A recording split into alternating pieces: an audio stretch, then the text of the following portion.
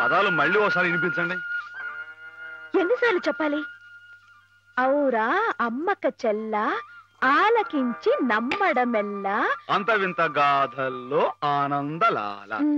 అయ్యగారు పెద్ద పెద్ద మాటలతో పుస్తకాలు రాయడమే కాకుండా ఈ చిన్న చిన్న మాటలతో ఇది ఎంత బాగా రాశారండి బాబు.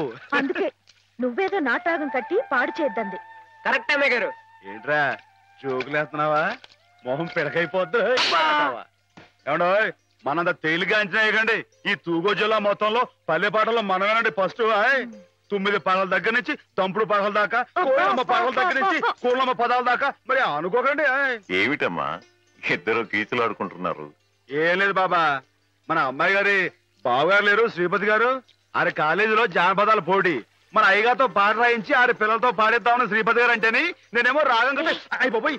బాబా నువ్వు చెప్పాబా, ఇట నాటికి మన కదా లాయకి. నిజమేనమ్మా, వాడికి రాని విద్యంటూ లేదు. పోనీ ఒకసారి అని చూడండి.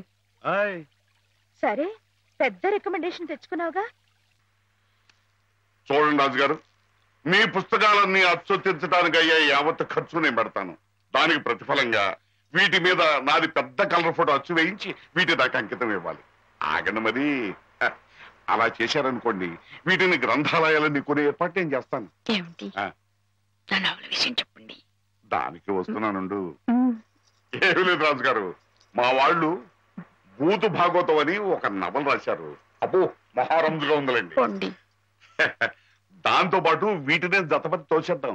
దాన్ని కావాలనుకునే వాళ్ళు వీటిని కూడా చచ్చినట్టు కొందిరుతారు. ఏమంటారు? ఏమనమంటారు రాయుడు గారు? బూతు కథలతో జతపరిచి అమ్మితేనే తప్ప అమ్ముడు గాని హీనదశగా నా కవిత్వం చేరుకున్నందుకు గర్వపడుతున్నాను అనమంటారా? హాపాత మధురం అని మహాకవులు స్తుతించిన సాహిత్యం నానాటికి అశ్లీలమైపోతున్నందుకు ఆనందిస్తున్నాను అనమంటారా? ఏమనమంటారు? అదిగో అదిగో మళ్ళీ కోపం వస్తుంది.